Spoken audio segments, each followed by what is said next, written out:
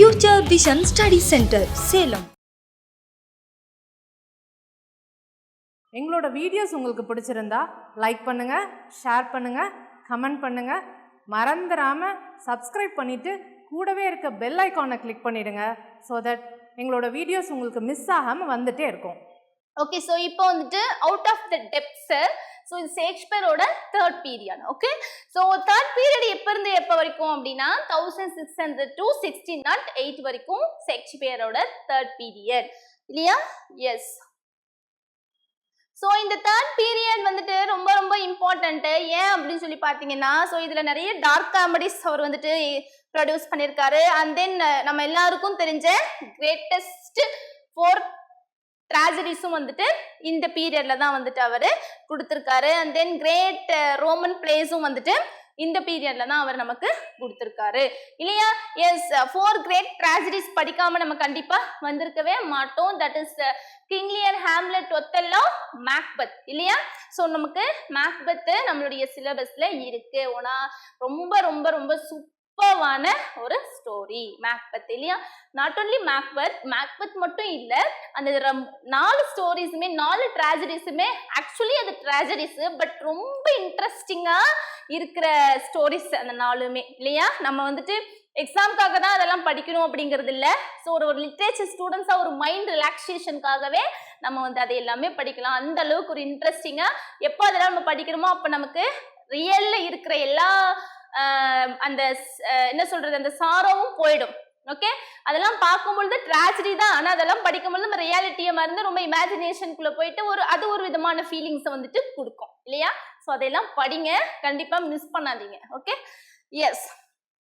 So இந்த பீரியட்ல, இந்த தேர்ட் பீரியட்ல அவரு கொடுத்தாரு இல்லையா, அந்த பிளேஸ் உடைய தீம்ஸ் எல்லாம் எப்படி இருந்தது அப்படின்னு சொல்லி பார்த்தோம்னா, ஃப்ரஸ்ட்ரேஷன் இன் லவ். ஓகே, இந்த ஃப்ரஸ்ட்ரேஷனான ஒரு love, treachery. Okay, so trusted friends இருப்பாங்க இல்லையா? ஸோ அந்த ட்ரஸ்டட் ஃப்ரெண்ட்ஸ் மூலமா கிடைக்கிற அந்த துரோகம், அந்த டெத்து, ஃபாதர் அண்ட் சன்னோட death, and then seems to have cast a shadow over him, and these feelings, இந்த மாதிரியான ஃபீலிங்ஸ் தான் ஃபுல்லாவே வந்துட்டு இந்த பிளேஸ்ல வந்து அவர் எக்ஸ்போஸ் பண்ணியிருக்காரு அப்படின்னு சொல்லியிருக்காரு. ஓகே, ஸோ எஸ், அஃப்கோர்ஸ் நம்ம மேக்பெத்னு ஒரு எக்ஸாம்பிளுக்காக எடுத்துக்கலாம். மேக்பெத்லாம் நம்ம எடுத்துக்கிட்டோம் அப்படின்னா, மேக்பெத் அவர் வந்து ட்ரஸ்டடான ஒரு பர்சன் இல்லையா? பட் அவர் வந்துட்டு அந்த விச்சஸ் சொன்னதை வச்சு மைண்டை வந்து இப்படி ஆனா பரவாயில்ல, ஃபியூச்சர் கிங் ஆனா பரவாயில்ல அப்படிங்கிற மாதிரி யோசிச்சுட்டு அதை லேடி மேக்பெத் கிட்ட சொன்னாரு. லேடி மேக்பெத் என்ன பண்ணாங்க, அது எவ்வளவு பெரிய ஒரு துரோகமான ஒரு விஷயம் இல்லையா? எஸ். ஸோ தன்னோட வீட்டுக்கு வந்த கிங்க அவங்க 2 பேரும் சேர்ந்து மேக்பெத்துக்கு டங்கனை வந்து மர்டர் பண்ணணுங்கிற இன்டென்ஷன் கண்டிப்பா கிடையாது. பட் இருந்தாலும் லேடி மேக்பெத் அவரை மர்டர் பண்றதுக்கு ஸ்டிமுலேட் பண்ணி அவருக்கு அந்த ஒரு என்ன சொல்றது, அந்த ஃபியர்னஸ் எல்லாம் அப்படியே போக்கி அந்த வெறித்தனமான ஒரு பவரை வந்து கொடுத்தது யாரு? மேக்பெத்துக்கு லேடி மேக்பெத் இல்லையா? கொடுத்து அவரை என்ன பண்ணாங்க, ஃபைனலா மர்டர் பண்ண வச்சு, அண்ட் தென் அவரு அந்த மர்டரை மறைக்கிறதுக்காக இன்னொரு மர்டர்னு சொல்லிட்டு பேங்கோ அப்படின்னு சொல்லிட்டு அப்படியே 1 by 1 வந்து என்னாச்சு, கடைசியில அவருடைய லேடி மேக்பெத்தையும் லூஸ் பண்ணாரு, அவரையும் லூஸ் பண்ணாரு இல்லையா? ஸோ இந்த மாதிரி ஒரு மாதிரி வித்தியாசமா இந்த மாதிரிலாம் நடக்குமா அப்படின்னு தோன்ற அளவுக்கு ரொம்ப இன்ட்ரெஸ்டிங்கான எலமெண்ட்ஸ் எல்லாம் வந்து ஷேக்ஸ்பியர் அவருடைய பிளேஸ்ல நமக்கு கொடுத்திருப்பாரு இல்லையா? ஸோ இந்த மாதிரியான தீம்ஸ் எல்லாமே இந்த பீரியட்ல வந்த ஒர்க்ஸ்ல அவரு கொடுத்திருக்காரு அப்படின்னு சொல்லிட்டு சொல்லியிருக்காங்க. His styles is governed by powerful overflow of thought and passion and is sometimes obscure. The place of this period may be classified as follows. So இந்த பீரியட்ல வந்த ஒர்க்ஸ் எல்லாம் இங்க நமக்கு கொடுத்திருக்காங்க. என்னென்ன ஒர்க்ஸ்னு சொல்லி நம்ம இப்போ பார்க்கலாம். Okay, see the dark comedy. So என்னென்ன dark comedies? All is well that ends well. Measure for measure also one of the good story. So PGTRB ல படிச்சிருந்தீங்கன்னா கண்டிப்பா measure for measure படிச்சிருப்பீங்க. And then Troilus and Cressida, they are comedies only in name as they reveal tragic pain and intensity. So in the all is well that ends well, measure for measure, and then Troilus and Cressida இதெல்லாம் நம்ம பார்க்கிறதுக்கு தான் comedies நேமா பார்க்கும்போது அது காமெடியா இருக்கும். But அதெல்லாம் என்ன மாதிரி இருக்குமா, ஒரு டிராஜிக் பெயினை வந்துட்டு எக்ஸ்போஸ் பண்ணோம் அப்படி சொல்லிட்டு சொல்லியிருக்காங்க. எஸ், மெஷர் ஃபார் மெஷர்ல பாத்தீங்க அப்படின்னா அவர் வந்துட்டு கிங் வந்து இருப்பார், டியூக் வந்து இருப்பாரு. அவர் வந்து என்ன பண்ணுவாரு, பீப்புள் எல்லாம் வந்து நல்லா இருக்க மாதிரி அவருக்கு வந்து தெரியாது. பீப்புள் எல்லாம் தன்னோட ரூலிங்ல சாட்டிஸ்ஃபைடா இருக்காங்களா என்னன்னு சொல்லிட்டு தெரியல. அதனால என்ன பீப்புள் வந்து நினைக்கிறாங்க தன்னை பத்தி அப்படிங்கறத தெரிஞ்சுக்கிறதுக்காக தன்னுடைய ரூலிங்க ஆஞ்சலா கிட்ட கொடுத்துட்டு அவர் வெளியில போயிடுவார் இல்லையா. பட் ஆஞ்சலா வந்து என்ன பண்ணுவாரு, அவரு டியூக் தனக்கு கொடுத்த ஒர்க்க ப்ராப்பரா வந்துட்டு பண்ணிருக்கணும். பட் அவர் என்ன பண்ணுவாரு, அதை வந்து மிஸ்யூஸ் பண்ணிட்டு இருப்பாரு இல்லையா. சோ மிஸ்யூஸ் பண்ணிட்டு இருப்பாரு. சோ இசபெல்லாவை மிஸ்யூஸ் பண்ணணும்னு சொல்லிட்டு நினைப்பாரு. மரியானா வந்துட்டு மேரேஜ் பண்ணிக்காம ஏமாத்தி இருப்பாரு. நிறைய பீப்புள் எல்லாம் ரொம்ப குரூயலா வந்துட்டு நடத்திருப்பாரு. லூசியோலாம் வந்து என்ன பண்ணிருவாரு, ஆஞ்சலா கிட்ட நீ இந்த மாதிரி பண்றதெல்லாம் தப்பு, டியூக் சொன்னதை வந்து நீ சரியா வந்துட்டு ஃபாலோ பண்ணல அப்படிங்கறதெல்லாம் வந்து சொல்லுவாங்க. பட் ஈவன் தோ டியூக் அவரை வந்துட்டு பார்த்துட்டு தான் இருப்பாரு இல்லையா. சோ ஃபைனலா வந்துட்டு எல்லா ட்ரூத்தையும் வந்துட்டு ரிவீல் பண்ணுவாங்க இல்லையா. சோ அந்த மாதிரி நேம்ல பாக்கிறதுக்கு தான் காமெடியா இருக்கும், பட் அதுக்குள்ள டிராஜிக்கான பெயின் எல்லாம் இருக்கும் அப்படின்றது சொல்லியிருக்காங்க. எஸ், அப்கோர்ஸ் நிஜமாவே அது கரெக்ட் தான். Okay, so next Roman plays. So Julius Caesar, oh my God, Julius Caesar படிக்காம நம்ம வந்தே இருந்திருக்க மாட்டோம். சச் சூப்பரான ஒரு ட்ராஜடி இல்லையா, ஒரு ஹிஸ்டரி பிளே, ரோமன் பிளே, ஒரு ட்ராஜடி இல்லையா, ஜூலியஸ் சீசர். ஸோ நமக்கும் சிலபஸ்ல பிரிஸ்கிரைப் பண்ணிருக்கிற ஒரு story. And then yes, of course Antony and Cleopatra நமக்கு பிஜிடிஆர்பில இருக்கும். நீங்க பிஜிடிஆர்பி படிச்சிருந்தீங்கன்னா கண்டிப்பா இதுவும் படிச்சிருப்பீங்க. ஸோ ஆண்டனி அண்ட் கிளியோபாட்ரா படிக்கணும்னா பிஜிடிஆர்பி சிலபஸா படிக்கணுங்கிறது இல்ல, நம்ம நார்மலாவே ஆண்டனி அண்ட் கிளியோபாட்ரா ஸ்டோரி நமக்கு தெரிஞ்சிருக்கும் இல்லையா. Yes, and then Cleopatra and then Coriolanus. Okay, so next the four great tragedies நமக்கு இங்க கொடுத்திருக்காங்க. that is Hamlet, Macbeth, King Lear and Othello இல்லையா. எஸ், இந்த ஒத்தெல்லோ ஸ்டோரியும் மேக்பெத் எந்த அளவுக்கு ரொம்ப வந்து ஹாரிபிளா எப்படி மேக்பெத்தை ஸ்டிமுலேட் பண்ணி லேடி மேக்பெத் வந்து பண்ணுவாங்களோ அந்த மாதிரி இங்க வந்துட்டு ஒத்தெல்லோ வந்துட்டு டெஸ்டிமோனா வந்து சந்தேகப்படுவாரு இல்லையா. சந்தேகப்பட்டு அந்த யாகோ ரொம்ப அப்படி ட்ரிகரியா எல்லா விஷயத்தையும் பண்ணி அப்படியே மூவ் பண்ணிட்டு போவார் இல்லையா. நம்ம ஷேக்ஸ்பியரோட பிளேஸ் எல்லாத்துலயுமே பார்த்தோம் அப்படின்னா யாரு பெஸ்டான என்ன சொல்றது வில்லன் கேரக்டர் அப்படின்னு சொல்லி பாத்தீங்கன்னா ஒத்தெல்லோல வர யாகோ தான். ஓகே, அந்த அளவுக்கு குரூயலான கேரக்டர் யாருன்னு சொல்லி பாத்தீங்கன்னா இந்த யாகோ. அண்ட் தென் கிங் லியரும் வந்துட்டு அதே போலதான். அதே ஹாம்லெட், இதுல எல்லாமே மேக்பெத்லயோ கிங் லியர்லயோ ஒத்தெல்லோலயோ இந்த டைட்டில் கேரக்டர் இறந்துருவாங்க, டைட்டில் கேரக்டரோட கம்பேனியன் இறந்துருவாங்க. அண்ட் தென் இம்பார்ட்டண்டா இருக்கிற கேரக்டர்ஸ் எல்லாருமே இறந்து போயிடுவாங்க இல்லையா. மேக்சிமம் ஆஃப் டெத்ஸ் ட்ராஜடில இருக்கும். ஹாம்லெட்ல என்ன ஒரு ஹைலைட் அப்படின்னு சொல்லி பாத்தீங்கன்னா ஹாம்லெட்ல வர எல்லா கேரக்டர்ஸுமே இறந்துருவாங்க, ஒருத்தர் கூட உயிரோட இருக்க மாட்டாங்க. மேக்ஸ் ஐ திங்க் 9 above இருக்கும்னு நினைக்கிறேன். ஓகே, எல்லா கேரக்டர்ஸுமே ஹாம்லெட்ல வர எல்லா கேரக்டர்ஸுமே இறந்துருவாங்க ஃபைனலா. ஓகே, சோ மேக்பெத்ல கூட என்ன பண்ணுவாங்க, மேக்பெத் இருப்பாரு, லேடி மேக்பெத், பேங்கோ, அந்த மாதிரிலாம் இவங்க எல்லாருமே வந்துட்டு இறந்ததுக்கு அப்புறம் கடைசியில ரூலிங்க்கு வந்துருவாங்க இல்லையா. சோ பட் ஹாம்லெட்ல எல்லாம் பாத்தீங்க அப்படின்னா எல்லாருமே இறந்துருவாங்க. இதுதான் வந்துட்டு லாங்கா இருக்கிற ட்ராஜடி. அண்ட் தென் அதிக டெத் கவுண்ட்ஸ் அதிகமா இருக்கிறதும் ஹாம்லெட்ல தான். ரொம்ப டிராஜிக் பெயின் கொடுக்கறதும் ஹாம்லெட்ல. எல்லாமே டிராஜடி தான், எல்லாமே டிராஜிக் பெயின் தான். எல்லா டைட்டில் கேரக்டர்ஸுமே இறந்துருவாங்க. பட் இதுலயும் வந்துட்டு அதே மாதிரி title, not only title characters, all the characters of the play ஃபைனலா என்ன பண்ணிடுவாங்க அப்படின்னா இறந்து போயிடுவாங்க. Okay, and then they are the four great tragedies of the world and the supreme creations of Shakespeare. Yes, of course, Shakespeare ஓட supreme creations நே இந்த four tragedies சொல்லியிருக்காங்க. Okay, yes, so finally on the heights, this is the fourth period of William Shakespeare, 1608 to 1612. See, this last period is period of the great dramatic romances. Shakespeare was on the heights. So இந்த பீரியட்ல Shakespeare ஹைட்டுக்கே போயிட்டாரு. he was at the top of his profession. So Shakespeare அவருடைய ப்ரொஃபஷன்ல நல்ல ஒரு டாப்பான ஒரு ரேஞ்சுக்கே போயிட்டாரு. and was longer forced to follow accepted conventions. He therefore wrote with perfect liberty and cared only to indulge in his whims. The darkness of burden of his tragic sufferings has passed away, and the dramatist has acquired a perfect serenity of mind. The place of this period are Pericles, Cymbeline, the Winter's Tale, the Tempest, and the final Henry VIII. Okay, so இந்த பீரியட்ல Shakespeare ஒரு ஹைட்டுக்கே வந்து போயிட்டாரு. So third பீரியட்ல ரொம்ப ஃபேமஸான 4 tragedy வந்து கொடுத்தாருன்னு பார்த்தோம், டார்க் காமெடிஸ் வந்து கொடுத்தாருன்னு பார்த்தோம். ஸோ சேம் திங் இங்கேயும் வந்துட்டு அவருடைய ப்ரொஃபஷன்லேயே அவர் வந்துட்டு ஒரு டாப்பான ஒரு பிளேஸுக்கு வந்துட்டு போயிட்டாரு. அண்ட் தென் அவருடைய ஒர்க்ஸ் எல்லாமே வந்துட்டு ஃபைனலா வந்துட்டு என்ன பண்ணாரு, எழுத வேண்டிய ஒர்க்ஸ் எல்லாம் எழுதி முடிச்சுட்டு ஃபைனலா அவர் என்ன பண்ணாரு, அவருடைய ஒர்க்ஸ் எல்லாத்தையுமே வந்துட்டு முடிச்சாரு. ஸோ அவர் கொடுத்த last and final and finest work என்னன்னு சொல்லி பார்த்தீங்கன்னா டெம்பஸ்ட். ஸோ டெம்பஸ்ட் எல்லாம் எப்படி வந்துட்டு Macbeth, Antony and Cleopatra, Julius Caesar, the merchant of Venice, so இதெல்லாம் எப்படி measure for measure, midsummer night dreams, இதெல்லாம் எப்படி ரொம்ப ஃபேமஸான ஒர்க்ஸோ அந்த மாதிரி ஷேக்ஸ்பியரோட one of the finest work என்னன்னு சொல்லி பார்த்தீங்கன்னா த டெம்பஸ்ட் இல்லையா. ஸோ அந்த டெம்பஸ்ட்ங்கிற ஒர்க்கு நம்ம என்ன பண்ணியிருப்போம், அதனுடைய கிளிப்பு நம்ம +2லே படிச்சிருப்போம்.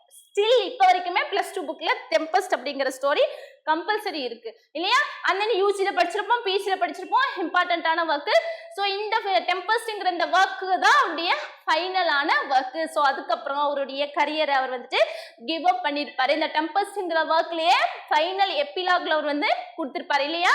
ஸோ ஆடியன்ஸை வந்துட்டு கிளாப் பண்ண சொல்லியிருப்பாரு இல்லையா. அந்த கிளாப் பண்ண சொல்லி பிராஸ்பரோ அவருடைய மேஜிக் புக்கை வந்து என்ன பண்ணியிருப்பாரு, அந்த இடத்துல வந்துட்டு அவர் வந்துட்டு அந்த மேஜிக் புக்கை வந்துட்டு வந்து கொடுக்குற மாதிரியும் அந்த மேஜிக் புக்கை அவர் வந்து விட்டு விலகுறாரு இல்லையா. அப்படி விலகிறது ஷேக்ஸ்பியர் வந்துட்டு தன்னுடைய கரியரை வந்துட்டு விட்டுட்டு அது ரிட்டையர்ட் ஆகி அவர் வெளியில வராரு அப்படிங்கிறத ரெஃபர் பண்ற விதமா அந்த எப்பிலாக் அப்படிங்கிறத கொடுத்துருப்பாங்க இல்லையா. ஸோ அதுக்காக தான் ஆடியன்ஸை வந்து என்ன சொல்லியிருப்பாரு, கிளாப் பண்ண சொல்லியிருப்பாரு இல்லையா.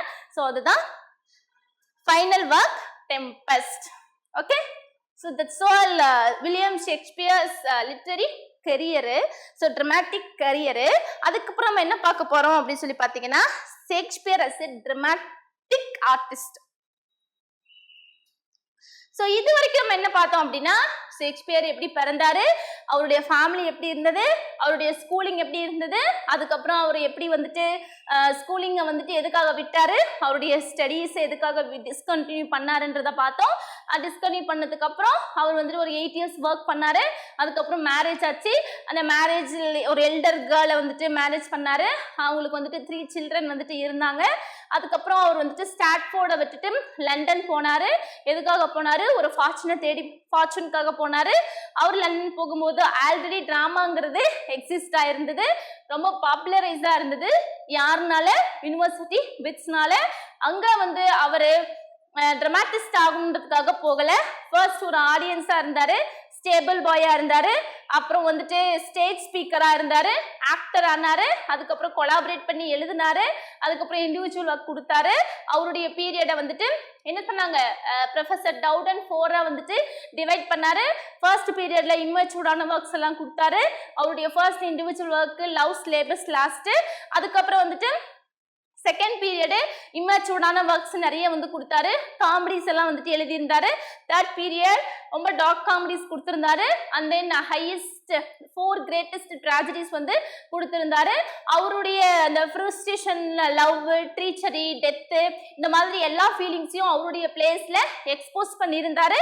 நெக்ஸ்ட் 4th பீரியடு, அந்த 4th பீரியட்ல அவர் வந்துட்டு ப்ரொஃபஷனோட ஹையஸ்ட் பிளேஸுக்கே அவர் போயிட்டாரு அப்படிங்கிறது எல்லாமே வந்து பார்த்தோம். தென் அவருடைய ஃபைனல் ஒர்க் டெம்பஸ்ட். அந்த டெம்பஸ்ட் தான் அவருடைய ஃபைனல் ஒர்க்கு. அந்த டெம்பஸ்ட்ல பிராஸ்பரோ அப்படிங்கிற கேரக்டர்ல எப்பிலாக்ல அவருடைய மேஜிக் புக்கை அவர் வந்துட்டு கொடுக்குற மாதிரி தன்னுடைய லிட்டரரி கரியரை, அவர் தன்னுடைய ட்ராமாட்டிக் கரியரை விட்டுட்டு வெளியில வர மாதிரி அந்த கேரக்டர் மூலமா ஷேக்ஸ்பியரே பேசுற மாதிரி ஒரு எபிலாக் ஒன்று கொடுத்து என்ன பண்ணியிருப்பாரு அப்படின்னா அவருடைய ப்ரொஃபஷன்ல இருந்து ரிட்டையர்ட் ஆகி வெளியில வந்திருப்பாரு. ஸோ இது எல்லாமே ஷேக்ஸ்பியரை பத்தின லைஃப், அவருடைய பயோகிராஃபி பிளஸ் அவருடைய ஒர்க்ஸை பத்தி பார்த்தோம். இனிமேல் நம்ம என்ன பார்க்க போறோம் அப்படின்னு சொல்லி பார்த்தீங்கன்னா, ஷேக்ஸ்பியர் அவர் வந்து ஒரு dramatic artist. Shakespeare as a dramatic artist. Okay, so அதை பத்தி இனிமேல் நாம பார்க்க போறோம். Okay, see, though 300 years have passed since his dramas were written, yet their freshness and appeal is as permanent to the human heart as the glorious Taj Mahal standing on the bank of Yamuna in Agra. அதாவது 300 வருஷம் தாண்டிடுச்சிங்க. இந்த 300 வருஷத்துக்கு முன்னாடி Shakespeare எழுதினாரு. அந்த பிளேஸோட freshness இப்ப வரைக்கும் அப்படியே இருக்கு.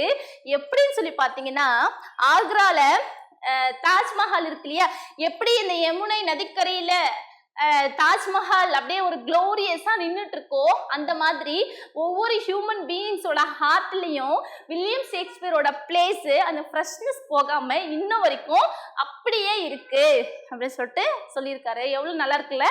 See, though 300 years have passed, 300 வருஷம் தாண்டிடுச்சு. சின்ஸ் இப்ப வரைக்கும் இஸ் டிராமாஸ் were written, எழுதி 300 வருஷம் ஆயிடுச்சு. yet their freshness, அதனோட ஃப்ரெஷ்னஸ் அப்படிங்கிறது பெர்மனன்ட்ங்க. appeal is as permanent to the human heart as a human heartல அது வந்து அதனோட ஃப்ரெஷ்னஸ் அப்படிங்கிறது பெர்மனண்டா இருக்கு. எப்படி இருக்கு அப்படின்னா, Taj Mahal standing on the bank of the Yamuna in Agra. Okay, எப்படி அந்த யமுனை நதிக்கரையில ஆக்ரால இருக்கிற அந்த யமுனை நதிக்கரையில தாஜ்மஹால் அப்படிங்கிறது அதனோட குளோரியஸா எப்படி நின்றுட்டு இருக்கோ, அந்த மாதிரி ஒவ்வொரு மனுஷனோட ஹார்ட்லயும் வில்லியம் ஷேக்ஸ்பியரோட பிளேஸ் அப்படிங்கிறது அதனோட ஃப்ரெஷ்னஸ் போகாம 300 வருஷங்களை தாண்டி இப்ப வரைக்கும் இருக்கு சொல்லிட்டு சொல்லியிருக்காங்க. Age can't with him. ஏஜ்ங்கிறதுலாம் ஒரு இது இல்லைங்க, not custom, style is infinite variety. Shakespeare fame has glowed so steadily that he had been considered as the supreme human being not only of English race but of the whole world. அதாவது ஷேக்ஸ்பியரோட fame அப்படிங்கிறது எப்பயுமே அந்த க்ளோவோடவே தான் இருக்கும், ரொம்ப வந்து ஸ்டடியா இருக்கும். ஏன் அப்படின்னு சொல்லி பார்த்தீங்க அப்படின்னா, எல்லா அவருடைய அந்த பிளேஸ் தான், அந்த பிளேஸோட அந்த டெப்த்னஸ் தான். ஓகே, ஸோ அதுதான் only of English race but of the whole world. அதாவது இந்த இங்கிலீஷ் படிச்ச நம்ம கிட்ட மட்டும் இல்ல, நீங்க நார்மலா வந்து பாத்தீங்கன்னு வச்சுக்கோங்களேன், இங்கிலீஷ் லிட்ரேச்சர் படிச்ச ஸ்டூடெண்ட்ஸ்க்கு தான் வில்லியம் ஷேக்ஸ்பியர் தெரியணும் அப்படிங்கறதெல்லாம் இல்ல. காமனா படிச்ச எல்லாருக்குமே வில்லியம் ஷேக்ஸ்பியர் யாரு, அவருடைய ஒர்க்ஸ் எல்லாம் என்னென்ன அப்படிங்கிறது இருக்கு இல்லையா.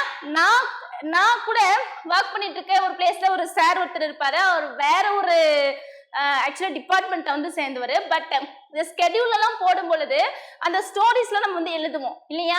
இப்போ இந்த வீக் என்ன கிளாஸ் அப்படின்னு சொல்லும் போது அந்த சார் வந்து மேம் இது என்ன ஸ்டோரி அப்படின்னு சொல்லிட்டு அந்த புக் வந்து கொடுங்கன்னு சொல்லிட்டு வாங்கி படிப்பாரு. அந்த மாதிரி இன்ட்ரெஸ்டிங்கா இருக்கிற பர்சன்ஸ் எல்லாம் இருக்காங்க இல்லையா. ஸோ அந்த மாதிரி புக் லவர்ஸ் எல்லாம் நிறைய இருக்காங்க.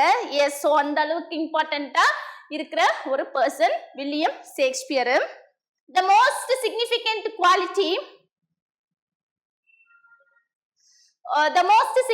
quality which we find in his works is his universality mixed with a deep, profound understanding of human nature. Shakespeare in the world of Dryden was the man who of all poets has largest and most comprehensive soul. He was not of an age but of all time. அதாவது Shakespeare அப்படிங்கிறவரு ஒரு நார்மலான ஒரு person வந்துட்டு கிடையாது, ஒரு normal human beings மாதிரி அவர் வந்துட்டு கிடையாது. அதனாலதான் வந்துட்டு அவரால் என்ன பண்ண முடிஞ்சது, அந்த அளவுக்கு ஃபேமஸான ஒர்க்ஸ் எல்லாம் வந்துட்டு கொடுக்க முடிஞ்சது. அண்ட் தென் ஷேக்ஸ்பியர் அப்படிங்கிற அந்த வேர்ட்ஸ்க்கு ட்ரைடன் வந்து என்ன சொல்லியிருக்காரு அப்படின்னா, he was not of an age but of all times. அந்த ஏஜ்ல தான் அவரை பத்தி சொல்லணும் அப்படிங்கிறது இல்லை, அவர் வந்துட்டு எல்லா ஏஜ்லயும் பேசக்கூடிய ஒரு பர்சன் அப்படி சொல்லிட்டு சொல்லியிருக்காரு ட்ரைடனு. The characters of Shakespeare have permanent hold on the human mind. Shakespeare மட்டும் இல்லை, ஷேக்ஸ்பியர் மட்டும் வந்துட்டு எல்லாரும் வந்து பேசக்கூடிய ஒரு பர்சன் இல்லை. ஷேக்ஸ்பியரோட கேரக்டர்ஸும் அந்த அளவுக்கு ஹியூமனோட மைண்ட்லயும் இருக்கிற அளவுக்கு தான் அவர் வந்துட்டு கொடுத்திருக்காரு அப்படின்னு சொல்லிட்டு சொல்லியிருக்காங்க. அவருடைய டிராமாஸ் எல்லாமே நம்ம படிச்சோம் அப்படின்னா அப்படிதான் வந்து இருக்கும் இல்லையா?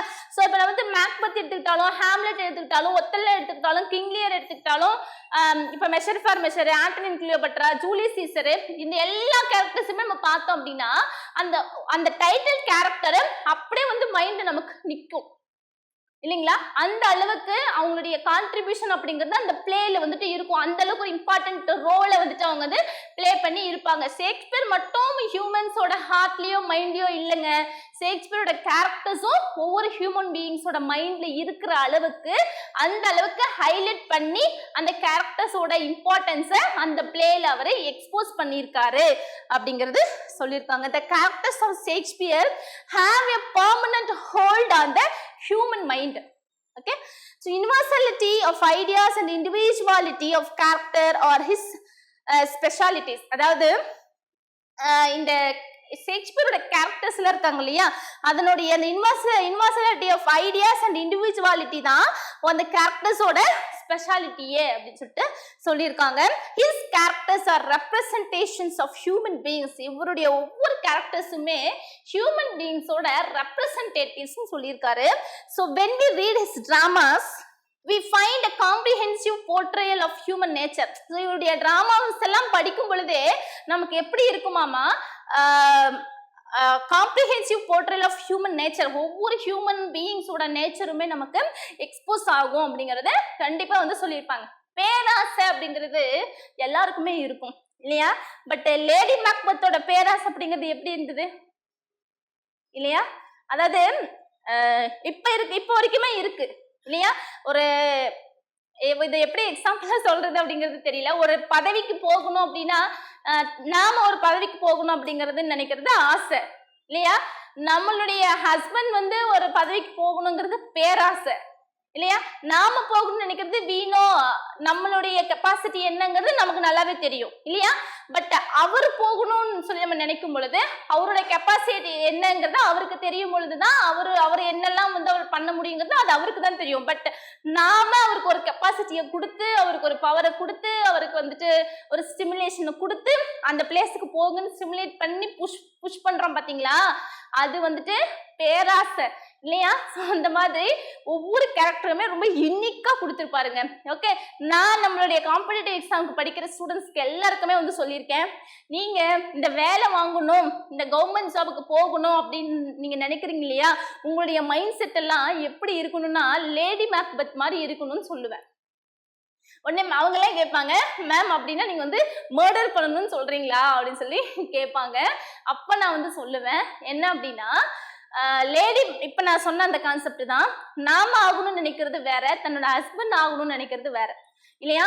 அவங்க லேடி மேக்பெத் கிங் ஆகணும்னு நினைச்சு நடக்கவே கூடாது, நடக்கவே முடியாத ஒரு விஷயத்த நடத்தி காட்டினாங்க. அது யாராலன்னா லேடி மேக்பெத்னால. அந்த அளவுக்கு அந்த கோல் அப்படிங்கிறது அவங்களோட மைண்ட் செட்ல இருந்தது.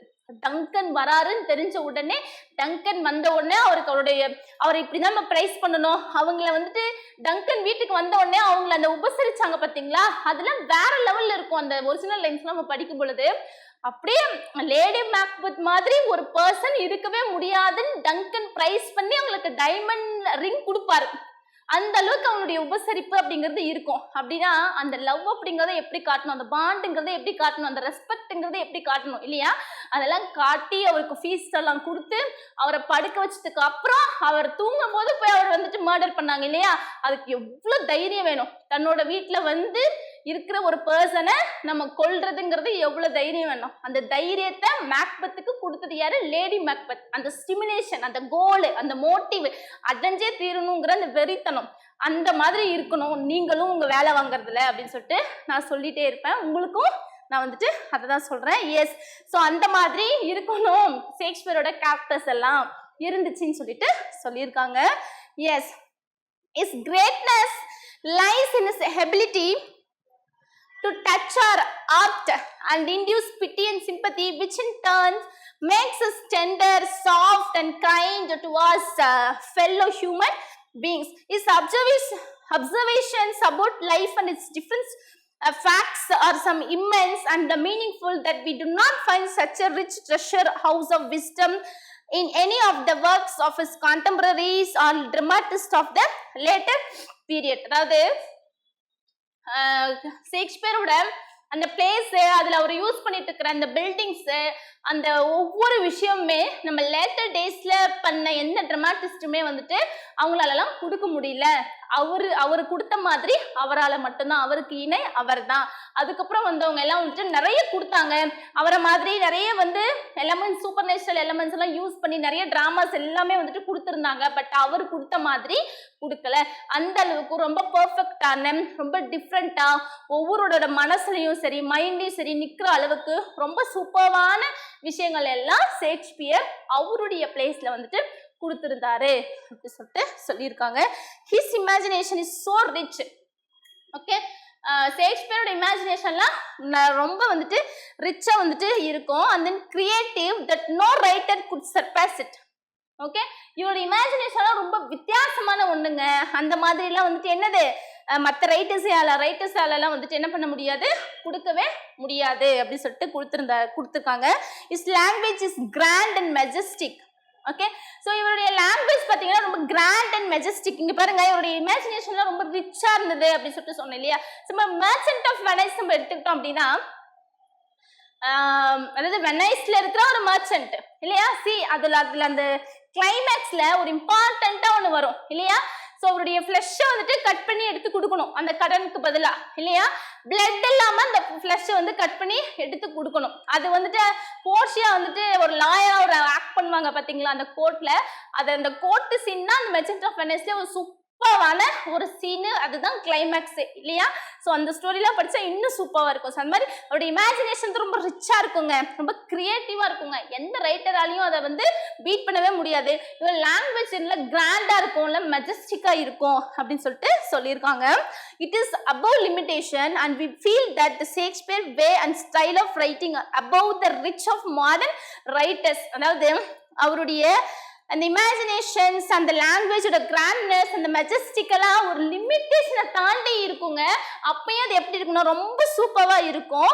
நம்மளால ஷேக்ஸ்பியரோட அந்த பிளேஸ் எல்லாம் இருக்கு இல்லையா, ஸோ அவருடைய ஸ்டைல் ஆஃப் ரைட்டிங் எல்லாம் மாடர்ன் ரைட்டர்ஸை விடவும் சூப்பரா இருக்கு. அந்த எந்த ரைட்டர்ஸாலையுமே வந்துட்டு ஷேக்ஸ்பியரை வந்துட்டு பீட் பண்ண முடியல. அந்த அளவுக்கு சூப்பரா வந்துட்டு அவரு கொடுத்துருக்காரு. அவருடைய லாங்குவேஜா இருக்கட்டும், அவருடைய ஸ்டைலா இருக்கட்டும், அவருடைய இமேஜினேஷனா இருக்கட்டும், அவருடைய அந்த கிரியேட்டிவிட்டியா இருக்கட்டும், ஓகே, அவர் கொடுத்துருக்கிற அந்த எலமெண்ட்ஸா இருக்கட்டும், what ever it may be, எல்லாமே ரொம்ப சூப்பரா இருந்தது. எந்த ரைட்டர்ஸாலையுமே அந்த மாதிரி வந்துட்டு கொடுக்க முடியாது. அப்ப இருந்த ரைட்டர்ஸ் மட்டும் இல்ல, மாடர்ன் ரைட்டர்ஸாலையுமே ஷேக்ஸ்பியர் அளவுக்கு எந்த ஒரு விஷயத்தையுமே கொடுக்க முடியல அப்படின்னு சொல்லிட்டு சொல்லியிருக்காங்க. ஓகே, ஸோ அதனாலதான் வந்துட்டு நம்ம ஷேக்ஸ்பியரை கிரேட்டஸ்ட் ட்ராமாட்டிஸ்ட்னு சொல்றோம் இல்லையா. அதனாலதான் 300 வருஷத்துக்கு அப்புறம் கூட அவருடைய ஒர்க்ஸை நம்ம இன்ன வரைக்கும் ஒரு அந்த ஃப்ரெஷ்னஸ் போகாம நம்ம படிச்சுட்டு இருக்கோம்ன்ற பெருமை வில்லியம் ஷேக்ஸ்பியருக்கு அதனாலதான் இருக்கு இல்லையா. S, that is. ஸோ இங்க என்ன கொடுத்துருக்காங்கன்னா list of Shakespeare's plays. Okay, ஷேக்ஸ்பியரோட பிளேஸ் வந்துட்டு இங்க லிஸ்ட் அவுட் பண்ணியிருக்காங்க. 37 பிளேஸ் அவர் வந்து எழுதியிருக்காரு இல்லையா. ஸோ இங்க வந்துட்டு ஆல்பபெட்டிக்கல் ஆர்டர்ல வந்துட்டு கொடுத்துருக்காங்க. ஓகே, ஆல்பபெட்டிக் ஆர்டர்ல கொடுத்துருக்காங்க. பட் நம்ம முன்னாடி பார்க்கும் பொழுது first period, second period, third period, fourth பீரியட்லாம் என்னென்ன ஒர்க்ஸ்லாம் எழுதினாரு அப்படிங்கிறது நம்ம பார்த்தோம் இல்லையா. ஸோ இவரோடது வந்துட்டு காமெடிஸ் இருக்கு, ட்ராஜடிஸ் இருக்கு, டார்க் காமெடிஸ் இருக்கு, அண்ட் தென் போம் வந்துட்டு இருக்கு, டிராஜிக் காமெடி இருக்கு. ஸோ இந்த மாதிரி நிறைய ஜானர்ஸ்ல வந்துட்டு அவர் எழுதியிருக்காரு. பட் இங்க வந்து அவங்க அப்படி வந்துட்டு டிவைட் பண்ணி கொடுக்கல, அவங்க வந்துட்டு ஆல்பபெட்டிக் ஆர்டர்ல கொடுத்துருக்காங்க. Okay, so first all's well that ends well, Antony and Cleopatra, as you like it, comedy of errors, and then Coriolanus, Cymbeline, Hamlet, Henry the fourth part 1, part 2, and then Henry the 5th, Henry the 6th part 1, part 2, part 3, and then Henry the 8th, Julius Caesar, King John, King Lear, Love's Labour's Last, Macbeth, and then Measure for Measure, The Merchant of Venice, The Merry Wives of Windsor, Midsummer Night Dreams, and then Much Ado About Nothing, Othello, Pericles, Richard II, Richard III, Romeo and Juliet, the Turning of the Shrew, the Tempest, Timon of Athens, Titus Andronicus, and then Troilus and Cressida, 12th Night, the Two Gentlemen of Verona, Winter's Tales. Okay, so these are all the Shakespeare's 37 plays. So இது இல்லாம 2 poems and then 154 sonnets எழுதியிருக்காரு Shakespeare. Okay, thank you. TNPSC, TET நியமன தேர்வு, PC, SI, TRB, agri, forest, railway போன்ற அனைத்து போட்டித் தேர்வுகளுக்கும் நேரடி மற்றும் ஆன்லைன் வகுப்புகள் ஆரம்பம். அனைத்து போட்டித் தேர்வுகளுக்கும் ஸ்டடி மெட்டீரியல் கிடைக்கும். நேரடி மற்றும் போஸ்டல் டெஸ்ட் பேட்ச் வசதியும் உண்டு. தொடர்புக்கு future vision study centre, Salem. Contact 9042030163. Future Vision Study Center. SKS Hospital Road, opposite to Hotel Lakshmi Prakash, near New Bus Stand, Salem. Cell 90420 30163.